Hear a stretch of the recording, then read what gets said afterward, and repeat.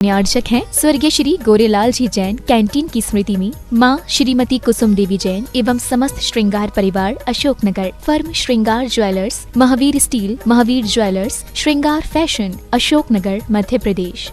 श्रीमान धर्मचंद जी, ज्ञानमती देवी बड़जात्या, फतेहपुर शेखावाटी। फर्म श्री बड़े बाबा इंटरनेशनल परिवार, सूरत, गुजरात। स्वर्गीय श्री उत्तम चंद्र जैन जी नौगांव वालों की पावन स्मृति में धर्मपत्नी श्रीमती नत्थीबाई जी जैन। विंध्या इंजीनियर रीवा की ओर से समस्त परिवार।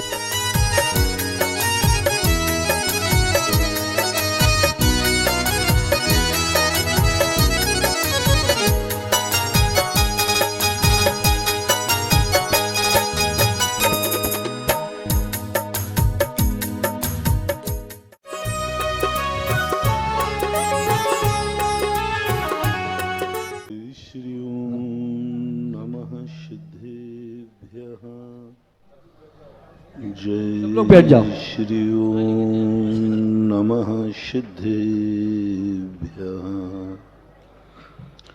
सर्वमंगलमांगल्यं सर्वकल्याणकारकं प्रधानं सर्वधर्माणां जैनं जयतु शासनं, जैनं जयतु शासनं।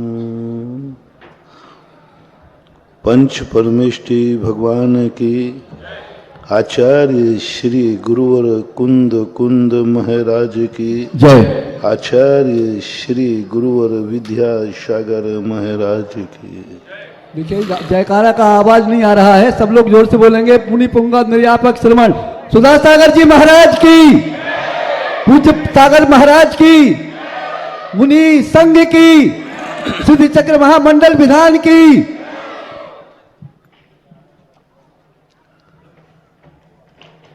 कल अपन ने समझा था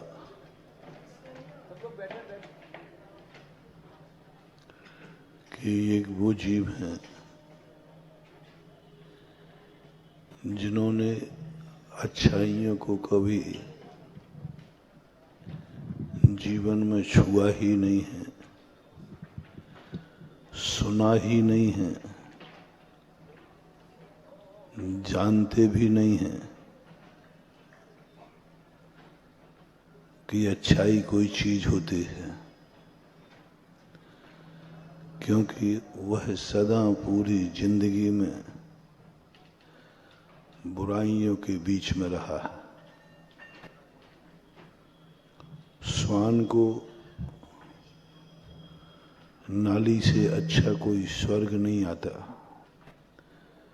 क्योंकि नाली के बाद का सुख उसको मिला ही नहीं। वह स्वर्गों की महिमा भी कल गाई थी तो उसने यही पूछा था, सब कुछ है लेकिन स्वर्गों में यदि नाली नहीं है तो कोई सुख हो ही नहीं सकता। यह किसी कुत्ते की कहानी नहीं है, ये तो कुत्ते का उदाहरण है। और व्यक्ति हर चीज में यही सोचता है, जो मेरे पास है इससे ज्यादा सुख हो ही नहीं सकता। संसारी व्यक्ति कहता है कि संसार से ज्यादा सुख हो ही नहीं सकता। यदि इससे कहो कि मोक्ष में सुख है, बहुत वर्णन करो कि मोक्ष में अतीन्द्रिय सुख है, अलौकिक सुख है, अनंत सुख है, अव्याबाद सुख है, कितने कहते रहो, अंत में वो पूछता है कि वहां पर खाने को है कि नहीं, खाने को भोजन है कि नहीं। बोले वहां भोजन की जरूरत ही नहीं, बोले हो ही नहीं सकता। जैसे उस कुत्ते ने कह दिया कि स्वर्गों में नाली नहीं है तो स्वर्ग में सुख, ऐसे ही सारा संसारी प्राणी कहते भोजन नहीं। हो ही नहीं सकता सुख, क्योंकि व्यक्ति ने देखा है, पूरी जन्म जन्म से देखता आया, बिना भोजन के कोई सुखी हुआ ही नहीं, वो कल्पना भी नहीं कर सकता। वहां मकान मिलेगा रहने को कि नहीं? बोले मकान वहां तो जरूरत नहीं, बोले सब है ही नहीं वहां, क्योंकि उसको मालूम है कि मकान के बिना हम सुखी नहीं रह सकते। वहां परिवार होगा कि नहीं? बोले वहां परिवार की जरूरत नहीं है। बोले सब बेकार, कुछ नहीं हो सकता। जो जो वस्तुएं तुम्हारे पास हैं, उन वस्तुओं के अभाव में यदि कोई सुख का उपदेश देवे तो समझ में नहीं आता, समझ में नहीं आता। श्रद्धान ही नहीं बैठता कि ये भी कोई सुख है क्या? बिना शरीर के कोई सुख है क्या? बिना परिवार के कोई सुख है क्या? बिना मकान जायदाद के भी कोई सुख है क्या? ऐसा कोई सुख देखा गया क्या? समझ में नहीं आता, विश्वास भी नहीं होता।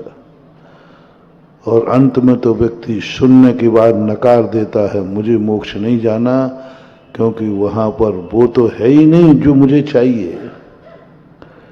कुत्ते ने कह दिया मुझे स्वर्ग नहीं जाना, क्योंकि वहां वो नाली तो है ही नहीं जो मुझे सुख देती है। ऐसा ही आप लोगों ने मोक्ष को नकार दिया, मुझे मोक्ष नहीं जाना, वहां वो तो है ही नहीं जो मुझे चाहिए। सब पंथ, यही तुम्हारा साधु जीवन में। महाराज जी आप लोग अंदर की बात बताऊं मैं, तुम लोग हमें सुखी नहीं मानते, बहुत दुखी मानते हो, बहुत दुखी मानते। वो तो बोल नहीं पाते, ठंड पड़ती है, बेचारे महाराज ठुठर रहे होंगे। उपवास करो तो तकलीफ हो जाती है, बताओ महाराज जी का उपवास हो गया, अंतराय हो जाए तुम्हें तकलीफ हो जाती है। बिना भोजन के महाराज कैसे रहेंगे? क्योंकि तुम्हें मालूम है कि 1 घंटे गर्मी में पानी नहीं मिला तो हालत खराब हो जाती है। महाराज तो 24 घंटे, ओहो कितने कष्ट हैं महाराज को। ओहो गर्मी में देखो, यहां तो छोटा सा कंकड़ वहां से यहां तक आते हैं तो पैर चुभते हैं, महाराज तो किलोमीटरों से पैदल चल जाते हैं। ओहो महाराज कितने कष्टों में हैं। सब तरफ से तुम अंदर की बात पूछी जाए तो तुम्हें हमारी पूरी चर्या में कष्ट ही कष्ट नजर आते हैं। इसलिए तो तुम बनने का साहस नहीं करते, क्योंकि तुम्हें मालूम है कि इस चर्या में कितने कष्ट हैं, कष्ट हैं मालूम है तुम्हें। क्योंकि तुमने सोच लिया है कि बिना परिवार के सुख संभव ही नहीं है,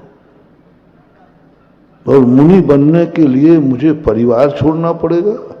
और कहा जा रहा है कि मुनि बनने से सुख मिलता है, हो ही नहीं सकता। बिना माँ बाप के सुख कैसा?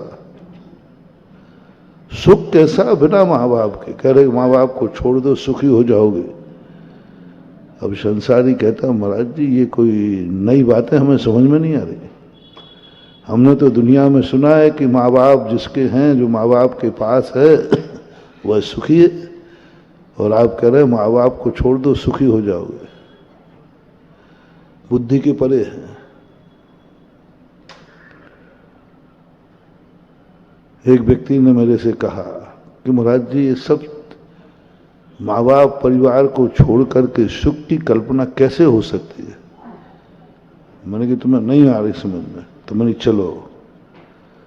एक व्यक्ति की शादी हुई थी, उसकी पत्नी ने कहा कि भाई या तो मैं रहूंगा या सास ससुर रहेंगे, 2 में से एक कोई रहेगा। ऐसा होता है कि नहीं? आजकल तो सीधी धमकी है, मतलब बातचीत तो है ही नहीं। आजकल तो महिलाओं को सीधी धमकी है, यह कि यह, बस। आजकल वो ज्यादा माथाफोड़ी नहीं करते, ज्यादा चर्चा नहीं, डिस्कशन नहीं। पहले तो डिस्कशन होता था, थोड़ी मेरी बात को आप समझो, मेरी भी समस्या समझो। आजकल कुछ नहीं, ऐसा जमाना इनका है तो कहते टिट फॉर टैट, ए है या ए, फैसला करो। माँ बाप चाहिए तो मुझे छोड़ो, और मुझे मैं चाहिए है तो माँ बाप को छोड़ो। आपका फैसला। आप माँ बाप को छोड़ के चले जाते हैं। कितने लोग माँ बाप को छोड़ के चले जाते? बोलो, माँ बाप को छोड़ने से आपको कोई सुख नजर आया है कि नहीं है? जब एक संसारी प्राणी माँ बाप को छोड़ने से सुखी हो रहा है, तो फिर हम साधु लोग भी माँ बाप को छोड़ के सुखी क्यों नहीं हो सकते? आप लोग उनसे दुखी हैं, तभी तो माँ बाप से अलग होता है। कौन अलग होगा माँ बाप से? दुखी हो जाता है। पत्नी से कहीं से दुखी तो है, माँ बाप से छोड़ दिया, अलग हो गया, पर अब बिल्कुल शांति है। जब एक संसारी प्राणी अपने स्वार्थ के लिए माँ बाप को छोड़कर सुखी होता है, तो हम लोग परमार्थ के लिए माँ बाप को छोड़ने पर कितने सुखी होंगे, ये कल्पना कर लो। परिवार से आप अलग हो जाते हो, मुझे संयुक्त परिवार में नहीं रहना। यदि परिवार में सुख होता, महाराज परिवार के बिना त्यागी साधु बनना काहे का सुख है? अच्छा, तो परिवार को छोड़े बिना सुख नहीं है, पर आप लोग संयुक्त परिवार को क्यों छोड़ रहे हैं? महाराज हम दुखी हो गए इस भीड़ से, क्या है? उन सबको छोड़ दिया, बोले महाराज अब शांति है। जब एक रागी द्वेषी संसारी को परिवार छोड़ करके सुख की अनुभूति होती है, जो परमार्थ के लिए पूरे परिवार को छोड़ देता है, वो कितना सुखी होगा, इससे कल्पना कर लो, इससे कल्पना करो। सब पे यही लगा लेना, लेकिन तुम्हारी धारणा बनी है ऐसी, बिना इसके सुख कैसा? संयम में सुख कहां? क्योंकि तुमने तो असंयम में सुख माना है, अब ब्रह्म में सुख माना है। ब्रह्मचर्य में सुख कहां? रावण कहता है कि कल्पना तो नहीं है, कोई ब्रह्मचर्य बनने में भी सुख है।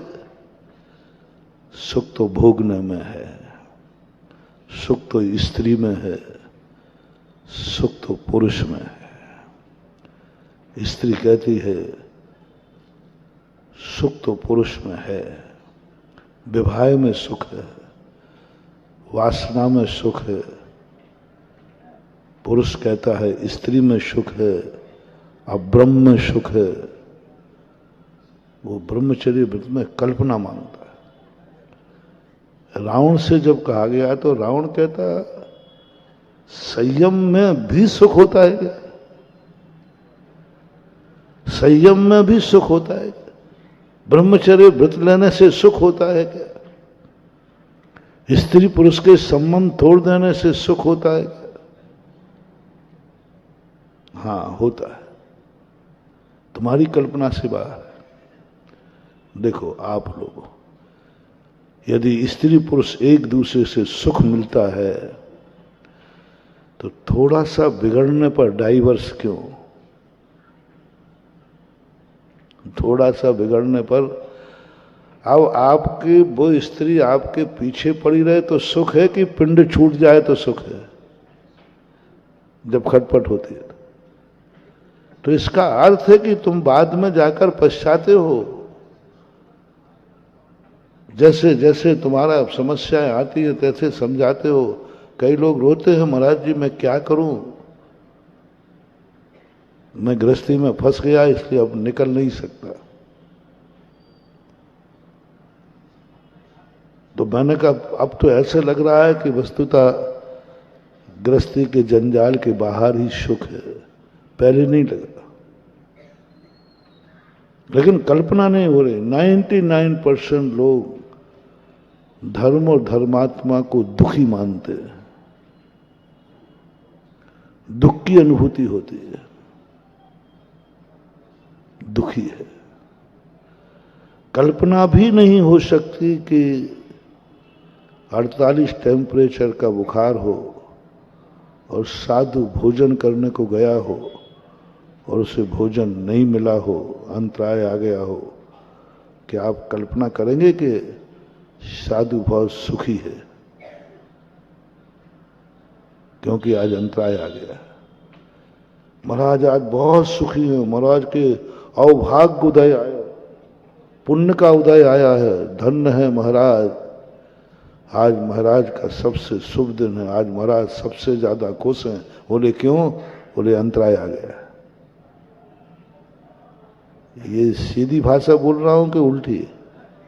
महाराज जी अंतराय में सुख हमें समझ में नहीं आता, समझ में नहीं आता। अंतराय में, अंतराय में तो दुख होता है, तुम्हें दुख की अनुभूति होती है।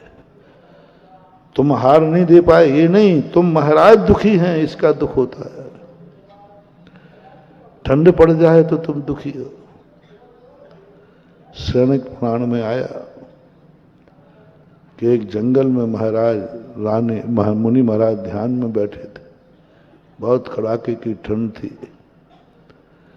महारानी चेलना समोषण से या कहीं से लौट रही थी, उन्होंने महाराज को देखा, नमस्ते करके घर आ गए। घर में कमरे में सो रही है, राजा का है, वातानुकूल कमरा है, रजाई से एक हाथ बाहर निकल गया नींद में, बिल्कुल ठंडा पड़ गया और देखते कहते हैं कमरे में रजाई के बाहर हाथ निकलने पर मेरी ये दशा, तो जंगल में मुनिराज का क्या हो रहा होगा। अब देखना कहां तुलना कर दी। जब मेरे हाथ बाहर निकलने पर, वो भी कमरा, ऊपर पूरे शरीर पर रजाई, माथ कितनी निकली, उंगलियां बाहर निकली, उतने में उंगली ठुकर गई, इतना दुख हो रहा है। तो हमारे कमरे में रजाई के बाद उंगली निकलने पर इतना दुख, तो उन बेचारे महाराज का, आगे बोलो ना, क्या हो रहा होगा, क्या हो रहा होगा। तुम्हारा सोच देखना, हर तरफ तुम मुनिराज के कष्टों को देखते हैं, हर तरफ से मुनिराज कष्ट में दिखते हैं। तुमने बना दिया कि मुनिराज की चर्या तलवार की धार पर चलने के समान है। तुम्हें ये चर्या तलवार की धार दिख रही है, तलवार की धार पर नाचना है। अरे भाई मैं तो दूर, अरे मुनि बोले तलवार की धार पर, यानी तुम्हें कष्ट ही दिख रहा है कि पैर कटेंगे। तुम्हें केशलोंच में कष्ट दिख रहा, अरे राम राम राम, वो महाराज को खून निकाला है, देखो खींचा ना। और जो हम कभी कभी यहाँ आ जाते हैं तो जोर से खींचना पड़ता है थोड़ा, तो जोर से जब खींचते हैं तो आवाज आती है, इधर आवाज आती है, उधर तुम्हारे आंसू टप टप टप टपक लग जाते हैं। कई लोग, अब महाराज जी थोड़ा धीरे खींचो, थोड़ा धीरे धीरे। अब तुम्हें केश लॉन्च में कष्ट नजर आ रहा, ओहो महाराज कितने कष्टों में हैं, बालों को उखाड़ना पड़ रहा है, सर्दी गर्मी सहन करना पड़ रही है। जो पूरी चर्या मुनिवार की देखना सुबह से शाम तक, आपको कष्ट के अलावा कुछ भी नजर नहीं आएगा, कुछ भी नजर, त्याग में नजर नहीं। आहार में देख लो कष्ट ही कष्ट नजर आए, क्या ये कोई भोजन है? ओहो कैसे निगलते होंगे महाराज ये भोजन बिना नमक का, कैसे खाते होंगे, ओहो ओ भगवान, महाराज की क्या हालत है, क्या दशा है। बोलो यही छवि है ना तुम्हारे महाराज की, तुम्हारी दृष्टि में यही छवि है तुम्हारी दृष्टि में महाराज की, कष्टमयी छवि, दुखमयी सही। हर क्रिया में दुख ही दुख नजर आता है, हर क्रिया में कष्ट ही कष्ट नजर आता है। लेकिन उधर महाराज की तरफ से पूछो, तुम कभी मुनि नहीं बनोगे। जब तक मुनिराज की चर्या में तुम्हें कष्ट दिखता रहेगा, जब तक मुनिराज की चर्या तुम्हें तलवार की धार दिखती रहेगी, तब तक तुम्हें धर्म ध्यान करना कष्ट ही कष्ट तरफ जाएंगे। आप कभी नहीं बन सकते, कभी नहीं बन सकते। अनंत अनंत भव निकल जाए तो भी तुम कभी भी व्रत नहीं ले सकते। व्रत लेने में तुम्हें कष्ट है, रात्रि भोजन छूट जाएगा, एकासन पुरुष उपवास करना पड़ेगा, अष्टमी चौदस का सामायिक करना पड़ेगी, चाहे मच्छर काटे चाहे कुछ काटे, कष्ट ही कष्ट ले। रावण से पूछा तू व्रत क्यों नहीं ले रहा? बोले महाराज जी मेरे से व्रत नहीं बनेगा, इतने कष्ट में सहन नहीं कर सकता। एक बार की एक घटना है, मैं बिहार करते हुए आ रहा था, पैरों में छाले पड़ गए थे, फोले पड़ गए थे। राजस्थान की घटना है, गर्मी थी। 5-6 किलोमीटर चलने के बाद हम बैठ गए, 10-15 किलोमीटर चलना था। एक सज्जन आए जो हमेशा कहते थे महाराज जी मेरा मुनि बनने का भाव है और मेरा मन है कि मैं मुनि बन करके मरूंगा। हमेशा कहते महाराज मुझे मुनि बनने का भाव। उस दिन जब उन्होंने मेरे पैरों की हालत देखी, फौले फपोले, बोले महाराज जी पैरों की ये हालत, इतने बड़े फौले लटक रहे बाहर भीतर, अभी भी आप बिहार करोगे? हाँ, हमने कि अभी तो 9-10 किलोमीटर और चलना है। इन पैरों से, ये पैरों से तो बेड रेस्ट चाहिए, यहीं पर रेस्ट करो आप। इन अभी भी चलना है? नहीं, हमने कि अभी भी चलना है, फिर सुबह भी चलना है, शाम को भी चलना है। चतुर्मास का समय था, आषाढ़ का महीना लगभग, अभी तो और चलना भाई, अभी तो हमें कम से कम 150-200 किलोमीटर जाना है। वो कहने लगे महाराज जी आज तक जो मैंने भावना की मुनि बनने की, बस आज से त्याग, कुछ भी कर लेना, कोई मुझे, मैं तो अब कभी मुनि नहीं बनूंगा, मैं तो मुनि नहीं बनूंगा महाराज। मेरा नियम लेता हूं आज के बाद चाहे कुछ भी हो जाए मैं मुनि नहीं बनूंगा। मन की बात क्या हो? फिर किस लिए मुनि बन रहे थे? अरे महाराज मैं तो इसलिए मुनि बन रहा था कि मूड मुड़ाए 3 गुण, सिर की मिट गई खाज, खाने को लड्डू मिले और लोग कहें महाराज। जय जयकार बोलती है, खूब देखो क्या सेवा होती है, सब चारों तरफ से बड़े बड़े लोग आपकी जय बोलते हैं, नमोस्तु करते, पैर दबाते। एक आहार को निकलो तो 50 लोग खड़े हो जाते। यार ये ठाठ देख करके मेरा मन हो रहा था, हमें क्या पता कि इसके पीछे की कहानी ये है। मैंने तुरंत भगवान महावीर को फोन लगाया मैंने कि भगवान मामला गड़बड़ हो रहा है, हम तो इसलिए तपस्या कर रहे थे इसको देखकर दूसरे के तपस्या के भाव हो। ये पंचम काल है, इन्हें तपस्या में कष्ट दिख रहे हैं और इसने तपस्या को देख करके मुनि नहीं बनने का मन बना लिया। और काश जूते पहने होते हम और गाड़ी में बैठे होते हम तो शायद एक मुनि बन जाता ना। बढ़िया गाड़ी होती, जूते होते, बढ़िया वीआईपी, और गाड़ी भी एसी वाली और नीचे जमीन पे पैर नहीं, कालीन। गाड़ी से उतरती क्या कालीन होती है। तो मैंने महावीर स्वामी से कहा प्रभु आप सर्वज्ञ होकर इतनी सी बात नहीं जान पाए कलयुग के। यदि आप मुनि महाराज को गाड़ी, जूते, चप्पल और गलियां कालीन दे देते, सब कुछ देते, तो एक मुनि बन जाता। देखो मुनि और चला गया। और मन के इतने मुनि बनते कि शायद आपको स्टे लगाना पड़ता, हाउसफुल है ना। जो तरीका, जितनी सारी सुविधाएं यहां मिल जाए, जैसे मिलती हैं कई लोगों को, सब तरफ की सुविधाएं मिल जाए। मैं कहता हूं सारे बेरोजगार जाड़े ठंडे में क्यों पड़े, बाबा जी बनो ना, मुनियों की कमी नहीं होगी, भरमार हो जाएगी। भगवान आप समझो, विचार करो इस पर, पुनः विचार करके हमें सूचना दो, और उससे हम कहें कि भैया वो गलती हो गई थी, अब विधान में संशोधन हो गया है।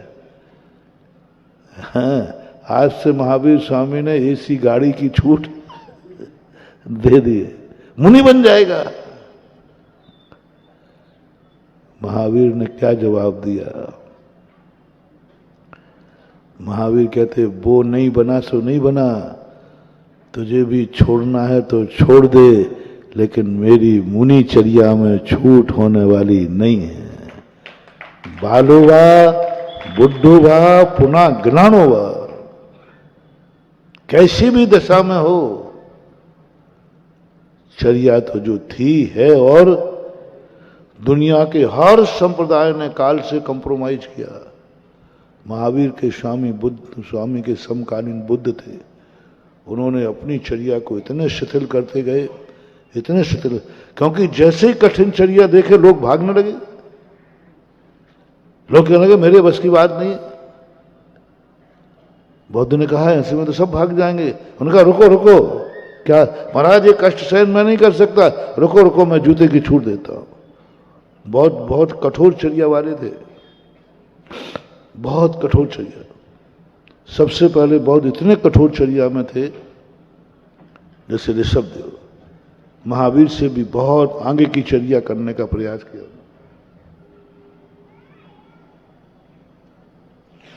महावीर से भी आगे, अरे मैं ऋषभदेव की चर्या पालन करूंगा। 6 महीने के लिए ध्यान में बैठ गए। न महावीर तो 2 दिन ही बैठे ध्यान में, अंत में 3 दिन का योग निरोध। मैं 6 महीने तक ध्यान में बैठूंगा, और उससे भी ज्यादा हो सकेगा तो मैं उठूंगा ही नहीं, सीधा केवल ज्ञान प्राप्त करके उठूंगा। सुख नजर नहीं आया, किंचित मात भी सुख नजर नहीं आया। इतना दुखी हो गए, इतना दुख का पहाड़ टूट गया, पित्त बढ़ गया, चक्कर आने लगे, उठने की ताकत खत्म हो गई, बोलने की ताकत खत्म हो गई, आंखें खुलना तक बंद हो गया। वो कहते ये क्या हो रहा है, हम तो सुख पाने के लिए चले थे, इसमें तो दुख ही दुख नजर आ रहा। इतने कष्ट में हो गए, इतने कष्ट में हो गए, तिलमिला गए। जाकर के जंगल में जाकर के भीलनी के हाथ से बनी हुई खीर खाई, 2 लोटा पानी पिया, तब साता पड़े। बोले उसमें दुख की इसमें सुख, मध्यम मार्ग अपना लिया। उन्होंने कह दिया कष्टों से धर्म नाश हो जाएगा।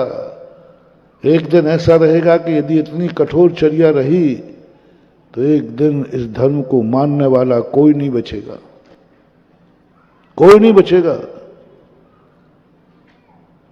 लोगों ने कह दिया जाकर के, देखो साहब मेरे से एक टाइम भोजन नहीं बनता, उपवास नहीं बनता, एक टाइम की छूट दी पहले। साहब एक टाइम में काम नहीं चलता है, भूख प्यास लगती है। उन्होंने कहा ठीक है, शाम को कुछ ले लेना। साहब इतने से भी नहीं चलता है, भोजन ले लेना। साहब नहीं चलता है इससे 2 बार में। उन्होंने कहा देखो भागना मत, नहीं देते हो छूट तो मैं साधु पर छोड़ता हूं।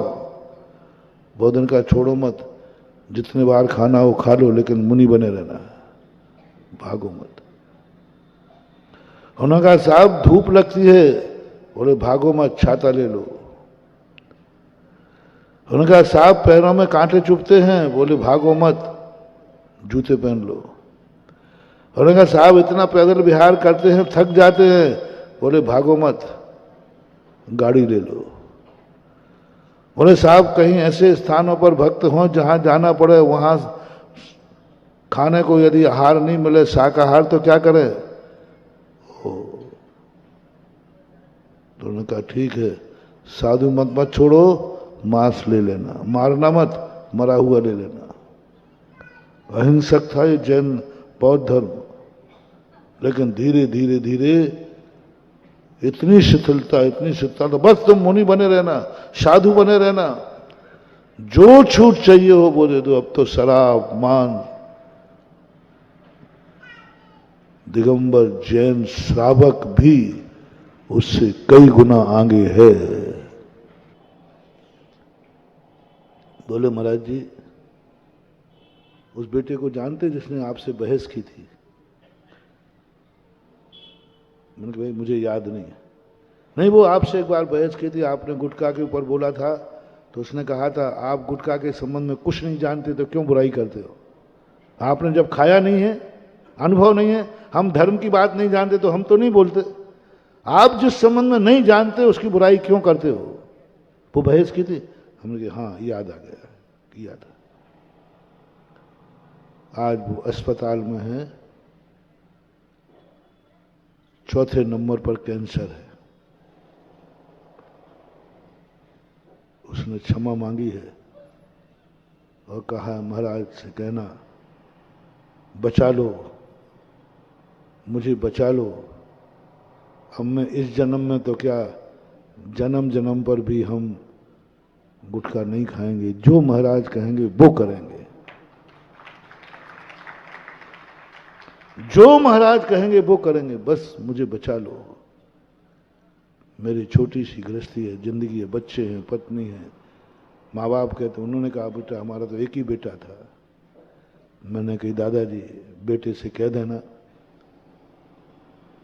उस दिन तो केस मेरे पास था, उस दिन तो केस मेरे पास था, आज केस मेरे हाथ से चला गया।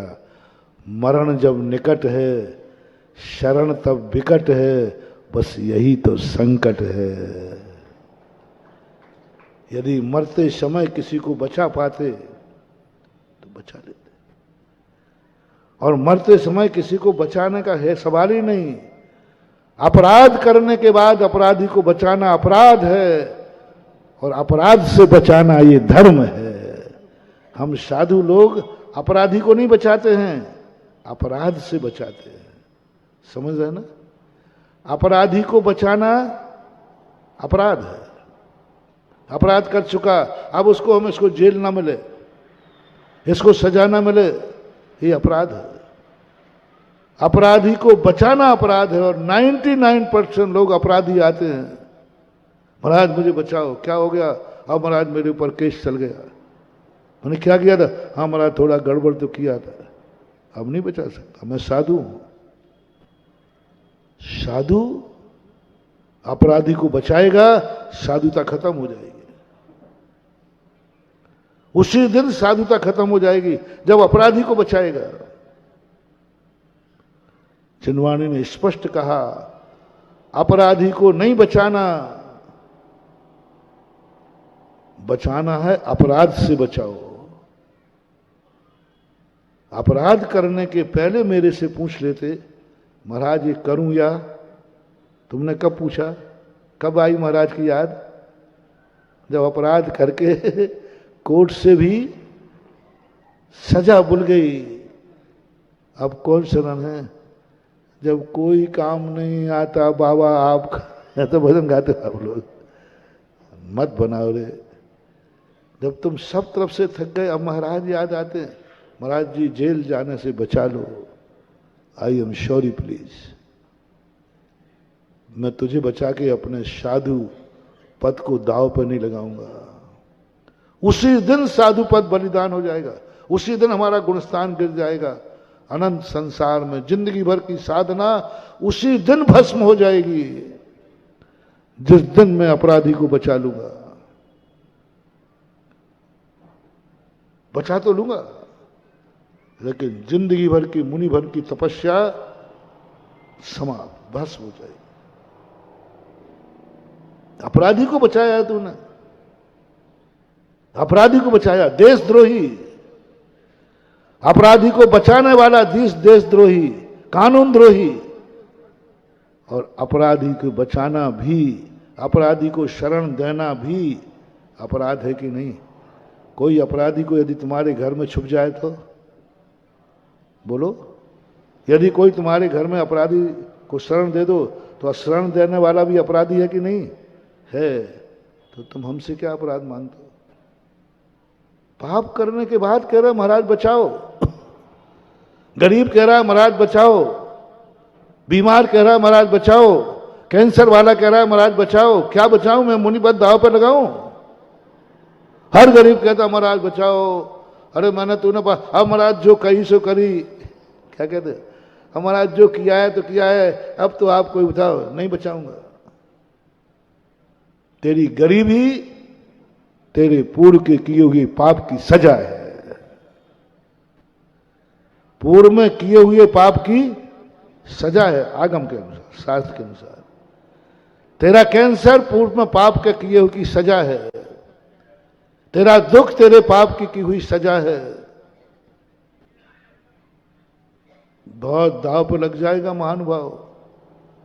यदि मोह आ गया और दाव पे लगा दिया ना, तो हमारी जिंदगी भर की कमाई में मैं कंगाल हो जाऊंगा।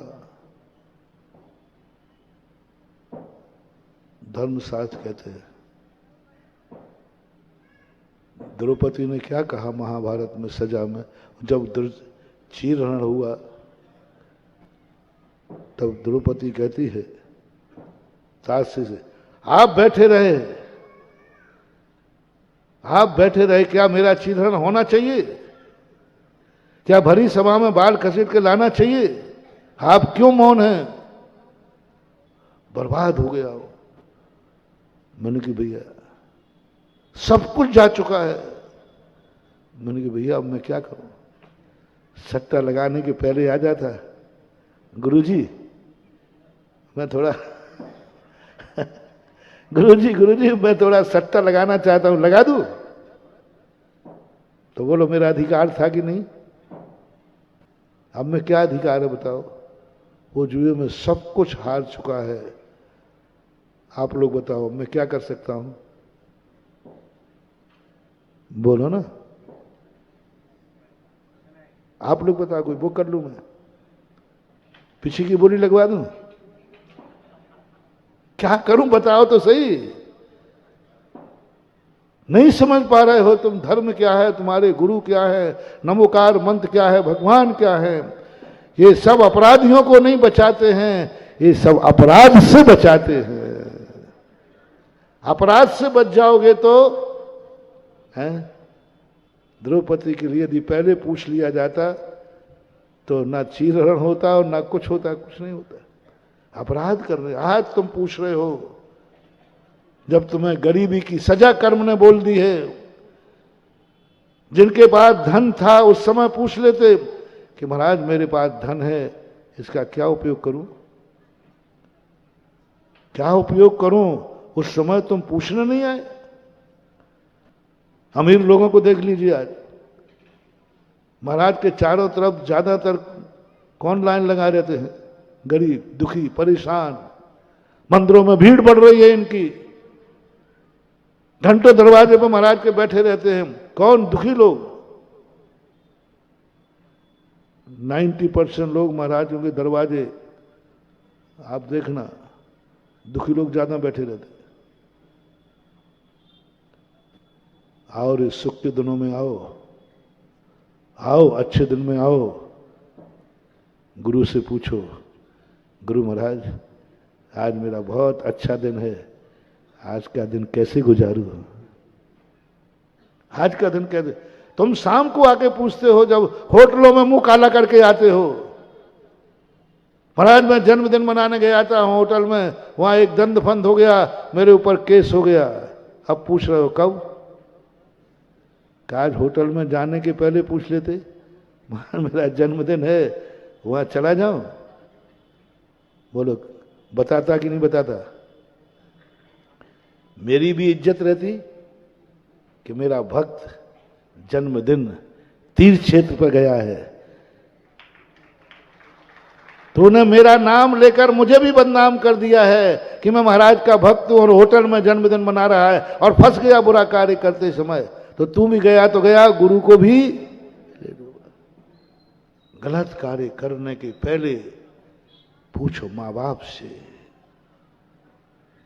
पूछो गुरु से, पूछो भगवान से, पूछो जनवाणी माँ से कि मैं क्या यह कार्य कर सकता हूं। अमीर लोग आके पूछें, अमीर लोग दरवाजे पर लाइन लगा के खड़े रहे, महाराज सामायिक में बैठे, क्या बात है भाई? बोले महाराज से मुझे कुछ पूछना है। तो घंटे बाद बोले मैं 2 घंटे बैठा रहूंगा। गरीब बैठता है 2 घंटे। बोले महाराज जी आज उपवास है 3 बजे उठेंगे। बोले कोई बात नहीं भैया, हम तो बैठे। उससे कहो कि भैया 4 बजे उठे भैया, बैठ शाम तक तो उठ जाएंगे ना। हाँ हम बैठे, क्योंकि दुखी है बेचारा, शाम तक बैठ जाएगा। और कल तक की कह दे तो बोलो ना, कल महाराज कल आप तो जब को जितना कहो बैठ जाओ, दुखी है ना। महानुभाव, काश कोई व्यक्ति सुखी आदमी, अमीर आदमी बैठा है। बोले क्या बात है? बोले महाराज से थोड़ा आशीर्वाद लेना। बोले महाराज तो आज 4 बजे, कोई बात नहीं मैं 4 बजे तक बैठा हूं, लेकिन महाराज की पूछे बिना नहीं जाऊंगा। महाराज उठते, महाराज जी मेरे पास धन दौलत है, मैं इसको किस में खर्च करूं? किस में खर्च करूं? मेरा मन हो रहा है कि मैं थोड़ा जुआ खेल लूं, मेरा मन हो रहा है कि शराब की पार्टी दे दूं, XYZ। बोलो गुरु क्या? गुरु महाराज आप कह दोगे तो नहीं करूंगा। गुरु महाराज बोलो तुम्हें गलत रास्ता बताएंगे कि सही? फिर तुम्हें जेल होगा। यही समस्या आज जा रही है।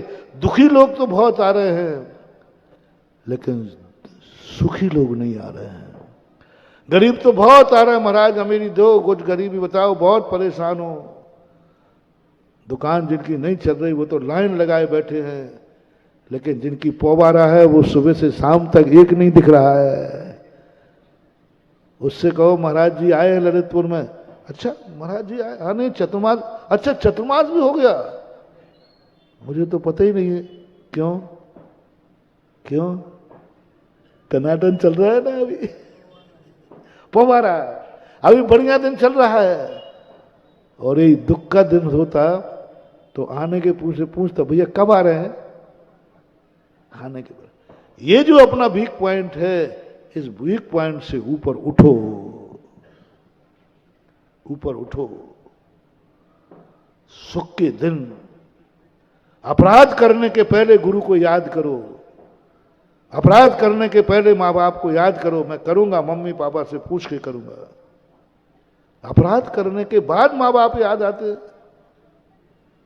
फिर नहीं। मैंने कहा भैया अब मैं कुछ नहीं कर सकता, आई एम सॉरी प्लीज। बोले कोई तो उपाय होगा। मेरे पास तो उपाय नहीं था। मेरे पास तो उस दिन उपाय था 2 महीने पहले। वो उपाय मैंने प्रश्न में बता दिया था।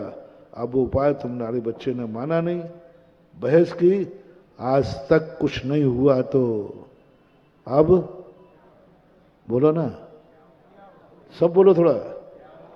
आज तक कुछ नहीं हुआ तो क्या होगा? वही होगा जो उसका 2 महीने बाद हुआ है। हर चीज बुराई पे आज स्टे लगा दो। हर चीज पर जो तुम्हारा ओवर कॉन्फिडेंस बोल रहा है आज तक कुछ नहीं हुआ अब क्या होगा, आज वहीं पर लगा देना, अब तक नहीं हुआ अब जरूर होगा। अब तक नहीं हुआ अब जरूर होगा। आज तक नहीं पकड़े गए अब पकड़ा जाऊंगा। आज तक नहीं मरा अब जरूर मर जाऊंगा। 100 साल में नहीं मरा लेकिन अब मैं जल्दी मरूंगा। ये धारणा बनाओ तो संलेखना का भाव आ जाए। हो मेरे 100 साल निकल गए। देवताओं में सम्यक दृष्टि और मिथ्या दृष्टि। सम्यक दृष्टि कहता है मेरे देवता के इतने दिन निकल गए, हो 100 साल निकल गए मुझे पता ही नहीं चला, अब तो मैं जल्दी मर सकता हूं। बस उसी दिन से ज्ञानी सुधरना चालू हो सका। वो ये नहीं कहेगा, वो कहेगा आज तक नहीं मरा अब जल्दी मरूंगा। चलो तैयारी करो मरने की, क्योंकि अब जल्दी मरूंगा, 100 साल में नहीं मरा, अब मैं संलेखना की तैयारी हो जाएगी।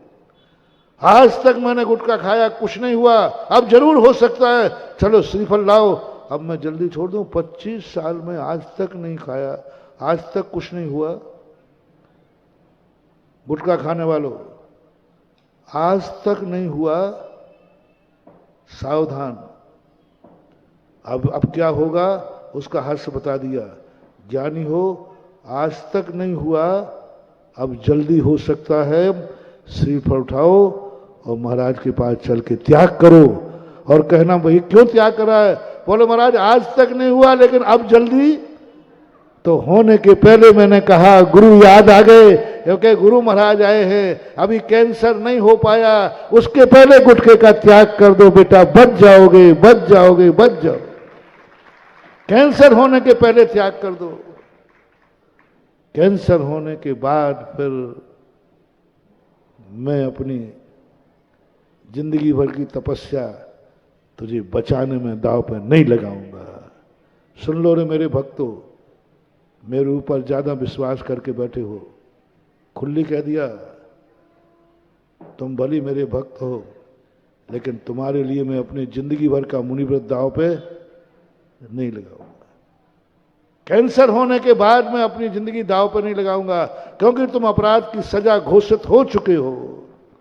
कर्म ने तुम्हें सजा घोषित कर दी है, अदालत ने तुम्हें सजा घोषित, हाँ बोलो, अदालत ने सजा घोषित कर दी हो और जेल हो गया हो, अब मैं उसको निकालने का प्रयास करूं तो क्या होगा? बोलो ना जल्दी। कहां से निकालूं? खिड़की में से? कोई तो रास्ता निकालो, कोई तो रास्ता निकालो। मैं और जेल में अंदर हो जाऊंगा, तुझे तो निकाल नहीं पाऊंगा। लेकिन जेल जाने के पहले मैं तुम्हारा था, तुम्हारा हूं, क्योंकि जेल जाने के पहले मैं तुम्हें बचाऊंगा तो मेरी जिंदगी भर की साधना नहीं लगेगी, बल्कि मुझे जिंदगी भर की साधना तपस्या दूने में बदल जाएगी। एक अपराधी को बचा लिया। अपराधी को बचाने में जो हमें पुण्य का बंध होता है, अपराध से बचाने में, अपराधी को बचाने में पुण्य नष्ट होता है और अपराध से बचाने में पुण्य बढ़ता है। इसलिए आप लोगों को जो प्रारंभिक विषय चला था, कष्ट नजर आ रहा है हर चीज में, तुम्हें आहार देने में कष्ट नजर आ रहा है, गुटखा खाने में सुख नजर आ रहा है। इसलिए महाराज को आहार देने क्यों नहीं जा रहे? महाराज गुटखा छुड़ा देंगे। महाराज के पास क्यों नहीं जा रहा है? महाराज गुटखा छुड़ा देंगे। बोलो ऐसे लोग हैं कि नहीं? यानी कीमती कौन है, महाराज या गुटखा? महाराज आहार दान या गुटखा खाना? गुटखा कीमती है। अब तुम ऐसी स्थिति में तुम कहो कल गुरु तुम्हारे काम आ जाए, डिस्ट्रैक्शन करके दिखा दिया। तेरे लिए कीमती क्या था? गुरु महाराज की गुटखा। जल्दी बोलो, गुटखा। अब कल कैंसर होने पे गए, गुरु महाराज बचाओ, तो इधर कोई पागल कुत्ते ने नहीं काटा है। जिस व्यक्ति ने इतना अवमूल्यन कर दिया पद का, इतना अवमूल्यन कर दिया, बोले महाराज को छोड़ सकता हूं लेकिन गुटखा नहीं छोड़ सकता हूं, इससे बड़ी बेइज्जती गुरु पद की क्या होगी? बोलो, इज्जत है कि बेइज्जती? किसके लिए कहा महाराज को छोड़ सकता हूं, गुटखा नहीं छोड़ सकता हूं? बोलो, ये साधु पद की अवमानना है कि सम्मान है? बोलो सब लोग। इतना बड़ा अपमान तूने किया है। गुटखा के लिए कहा महाराज को छोड़ दूंगा, तेरे घर में महाराज का आहार दान हुआ, नहीं दूंगा, लेकिन गुटखा नहीं छोड़ूंगा, रात्रि भोजन नहीं छोड़ूंगा। कितने लोग हैं जो मुनिराज के तुम्हारे घर में आहार हो रहे हैं? सावधान, मुनिराज को घर में बुला करके तुमने बहुत बड़ी रिस्क उठा ली है। बहुत खतरनाक है ये साधु। तुम्हारे घर में जाने पर तुम कह रहे महाराज आना, सब तर जाएंगे। साइड इफेक्ट सुनो रे, साइड इफेक्ट। जो चौका मौका लगा रहा हूं, 2-4 बंद करो। हाँ, ये हार देना खतरनाक है, बहुत खतरनाक है मानवा, बहुत खतरनाक। यदि तुम्हारे यहां आहार हुआ और तुम्हारे घर में तुम खुद या तुम्हारा परिवार का कोई व्यक्ति उस समय आहार क्यों नहीं दे पाया? बीमार था, कोई बात नहीं। बीमार था, कोई बात नहीं। अस्वस्थ था, कोई बात नहीं। कोई परेशानी थी, कोई बात नहीं। वो इसलिए क्या था, मैं रात्रि भोजन नहीं छोड़ूंगा, मैं गुटखा नहीं छोड़ूंगा। महानुभाव, खतरनाक है। बस अब तुम्हारी बर्बादी का दिन शुरू हो गया। तेरे घर में आहार हुआ, जिस घर में मुनिराज को बुलाने के लिए चक्रवर्ती तरसता है। चक्रवर्ती कहता है मेरा घर क्या शास्त्रों में आया, जिस घर में मुनिराजों के हार नहीं पड़े वो प्रसूत का ग्रह और मरघट के अलावा कुछ नहीं है। ऐसे चक्रवर्ती तरसते हैं। आज तेरे घर में मुनिराज आए, इतना बड़ा पुण्य, इतना बड़ा पुण्य। इस पुण्य की कीमत कितनी? एक गुटखा। क्यों नहीं दे पाया? और कोई कारण नहीं था, गुटखा छूट जाएगा। अब कोई नहीं बचा सकता, क्योंकि तूने एक गुटके के कारण उस पुण्य का अपमान किया है। एक एक कौड़ी को तरस जाएगा। दवाई की एक एक गोली भी मेडिकल में होगी, लेकिन जिस दिन तू लेने जाएगा वो मेडिकल वाले को मिलेगी ही नहीं। डॉक्टर का दिमाग काम नहीं करेगा, क्योंकि तूने इतने बड़े पुण्य का अनादर किया है। पुण्य कहता है मेरा इतना बड़ा अपमान, संसार का सबसे बड़ा पुण्य तेरा उदय में आया है। आज मुनिराज तेरे घर में सबसे बड़ा पुण्य, और इस पुण्य का इतना बड़ा अपमान, इतना बड़ा अपमान कि गुटके के कारण तूने पुण्य को ठुकरा दिया। एक रात्रि भोजन की 2 रोटियों के कारण से तूने पुण्य को ठुकरा दिया। 2 रोटी रात की, 12 घंटे की बात थी। 12 घंटे होते रात, सुबह तो खाना है, शाम। मात्र 12 घंटे के कारण से तूने जन्म जन्म के पुण्य को ठुकरा दिया। पुण्य उसी समय तुम्हें अभिशाप देगा। जा, तू एक एक कौड़ी को तरस जाएगा। आज रात में खाने की बात तूने किया तो दिन में खाने लायक भी नहीं बचेगा। महाराज अभिशाप नहीं दे रहे हैं, ध्यान रखना। मेरी तो बोलने की टोन ही ऐसी है। हाँ, मैं किसकी तरफ से बोल रहा हूं भैया? कर्म की तरफ से। महाराज अभिशाप नहीं देंगे, डरना मत। उन्होंने तो किसी को अभिशाप देना। बोलो, तेरे घर का महाराज आए, पुण्य का उदय हुआ है कि नहीं बताओ? उस पुण्य का लाभ तुमने किस लिए नहीं लिया? रात की 2। अब वो पुण्य, जो पुण्य से उदय आया है, जिस पुण्य से गुरु आए हैं, वो पुण्य तुझे अभिशाप देगा कि आज तूने रात की 2 रोटियों के कारण मुनिराज के आने का पुण्य को ठुकरा दिया। जा, तेरी ऐसी दशा होगी कि दिन में भी खाने लायक नहीं रहेगा। नलियों से डालो। कौन है ये? वही है ये। नली से डालो, पेट में से डालो, कहीं से डालो, ये वही पाप का, वही पुण्य का अभिशाप है कि तेरी ऐसी दशा हो गई कि खाने लायक नहीं रहा, क्योंकि तूने पुण्य का अपमान किया था। बहुत बड़ी बात। अभी अपना प्रसंग चल रहा है, मैं बताऊंगा कौन कौन से अभिशाप अपनी जिंदगी में आते हैं। अपन रोते हैं, कोई काम ही नहीं कर रहा है, कोई पुण्य काम नहीं कर रहा है, कोई दवाई काम नहीं करे। क्यों करेगी? अभिशाप तुम्हारे खुद के पुण्य का है। छोटी छोटी बातों को लेकर के हम बड़े बड़े पुण्य को ठुकरा देते हैं। कल्पना करो, एक गुटके के कारण जन्म जन्म का पुण्य उदय में आया, उसको ठुकरा दिया तूने। बाद में मत कहना कुछ नहीं हो पाएगा। इसलिए अपना प्रसंग चल रहा है कि तुम्हें अभी तक संसारी व्यक्ति धर्म क्यों नहीं कर रहा है, मंदिर क्यों नहीं आ रहा है, शव आहार क्यों नहीं दे पाते हैं, सब मुनि क्यों नहीं बन पाते हैं, सब वृत्ति क्यों नहीं बन पाते हैं। ये सब बुरी चीजें तो नहीं है ना? ये तो अपन पहले कह चुके, ये सब बुरी चीजें। तो फिर क्यों? हम अच्छी भी कह रहे हैं कि सब अच्छी चीजें हैं, होमवर्क, फिर क्यों? या तो बोलो कि ये सब बुरी चीजें हैं। नहीं, ये तो नहीं कहूंगा। सब अच्छी चीजें हैं। आहार देना अच्छी चीज है कि बुरी चीज? जल्दी बोलो ना। हाँ, स्वीकार करो। फिर क्यों? क्यों? क्योंकि तुम्हें जो मैंने प्रवचन के प्रारंभ में कहा था, समय आपका हो गया, क्योंकि आपको ये सब धर्म की क्रियाएं कष्टदायी नजर आ रही हैं। एक ही कारण, इन सब में कष्ट नजर आ रहा है। तुम्हें मुनि व्रत में कष्ट ही कष्ट नजर आ रहा है। महाराज आपकी चर्या देखकर आप कैसे सहन करते हैं, मैं तो रो पड़ते हैं। आप केसलोंज कर रहे हैं, तुम्हें केसलोंज में कष्ट नजर आ रहा है। मैं सर्दी में ठुठर रहा हूं, तुम्हें कष्ट नजर आ रहा है। मैं नंगे पैर चल रहा हूं, पैरों में छाले पड़ गए, कष्ट नजर आ रहा है। तुम ये तो बताओ, मुनि चर्या में तुम्हें कौन सा सुख नजर आ रहा है? सारी मुनि चर्या में कष्ट ही कष्ट नजर आ रहा है। इसलिए तुम्हारी आत्मा कांप जाती है। ये कष्ट मेरे से सहन, बोलो ना, नहीं होगा। बस इतना सा कारण है। अपन समझेंगे हम कैसे धर्मात्मा बने, कब धर्मात्मा बनेंगे और क्यों नहीं बन पा रहे। आज मैंने नकारात्मक बोला, क्यों नहीं बन पा रहे हो?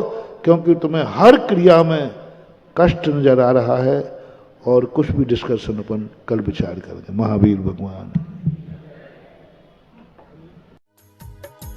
इस कार्यक्रम के पुण्यार्चक थे स्वर्गीय श्री गोरेलाल जी जैन कैंटीन की स्मृति में मां श्रीमती कुसुम देवी जैन एवं समस्त श्रृंगार परिवार अशोकनगर। फर्म श्रृंगार jewellers, Mahavir steel, Mahavir jewellers, श्रृंगार फैशन, अशोकनगर, मध्य प्रदेश। श्रीमान धर्मचंद जी, ज्ञानमती देवी बड़जात्या, फतेहपुर शेखावाटी। फर्म श्री बड़े बाबा इंटरनेशनल परिवार, सूरत, गुजरात। स्वर्गीय श्री उत्तम चंद्र जैन जी 9 गाँव वालों की पावन स्मृति में धर्मपत्नी श्रीमती नत्थीबाई जी जैन। विंध्या इंजीनियर रीवा की ओर से समस्त परिवार।